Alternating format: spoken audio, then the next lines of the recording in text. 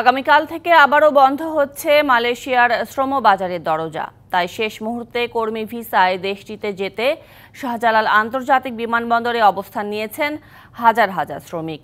Visa passport থাকলেও ticket সংকটসহ নানা জটিলতায় অনিশ্চিত হয়ে পড়েছে ৩০,০০০-এর বেশি শ্রমিকের মালয়েশিয়া যাওয়া।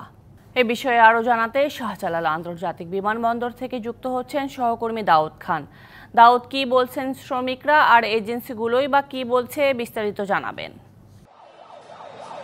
সুরভি, সকাল থেকে কিন্তু যে শাহজালাল আন্তর্জাতিক বিমানবন্দর রয়েছে সেখানে এসে দেশের বিভিন্ন স্থান থেকে ভিড় জমিয়েছে মালয়েশিয়ায় যারা ভিসা এবং ছাড়পত্র পেয়েছেন শ্রমিক ভিসায় তারা সকলে, বিশেষ করে ৩০,০০০-এরও বেশি শ্রমিকে আজকে রাতের মধ্যে যদি তারা মালয়েশিয়াতে যেতে না পারেন তাহলে তাদের যাত্রা একেবারে অনিশ্চিত হয়ে পড়বে এবং তাদের ভবিষ্যতে কেন্দ্র একেবারে অনিশ্চিত হয়ে পড়বে। আমি যদি একটু দেখানোর চেষ্টা করি যে শাহজালাল আন্তর্জাতিক যে বিমানবন্দরটি রয়েছে সেখানে কিন্তু এখন অনেকটাই ভিড় শ্রমিকদের এবং তারা অনেকেই ক্ষোভ জানিয়েছেন, অর্থাৎ আজকের মধ্যে যদি তারা যেতে না পারেন তাহলে তাদের ভবিষ্যতে কি নির্ভর করছেন আসলে সেই বিষয়টি নিয়ে তারা এখন সবচেয়ে বেশি উদ্বেগে রয়েছেন। এবং বেশিরভাগ শ্রমিকদের সাথে আমরা কথা বলেছি, তারা যেটি বলছেন যে উচ্চ হারের টিকিটের এক ধরনের সিন্ডিকেট তৈরি করা হয়েছে এবং সেখানে উচ্চ হারের টিকিটের দাম নির্ধারণ করা হয়েছে এজেন্সিগুলো, যেখানে তাদের ৩০,০০০ টিকিটের নির্ধারিত যে মূল্যটি রয়েছে সেখানে ১ থেকে ১.৫ লক্ষ টাকা পর্যন্ত বিভিন্ন এজেন্সির টিকিটের দাম নির্ধারণ করছে। সুতরাং এই দামে আসলে তারা বিভিন্ন স্থান থেকে যারা এসেছেন তারা আসলে মালয়েশিয়া যেতে পারবেন কিনা সেই বিষয়টি নিয়ে তারা এক ধরনের অনিশ্চয়তার মধ্যে রয়েছেন। এর পাশাপাশি যেহেতু ৩০,০০০-এরও বেশি আসলে শ্রমিকরা রয়েছেন, এর বিপরীতে আজকে আমরা যতটুকু তথ্য পেয়েছি ৭টি ফ্লাইট রয়েছে এবং এই ৭টি ফ্লাইটে মাত্র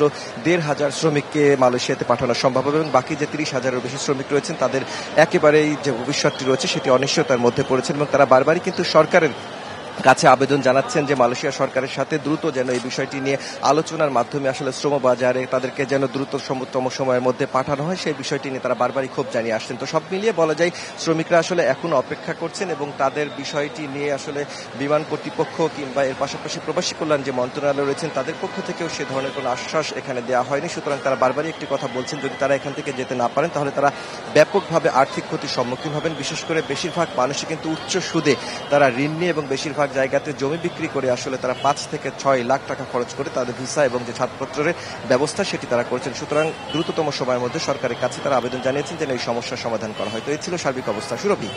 দাউদ, ধন্যবাদ আপনাকে।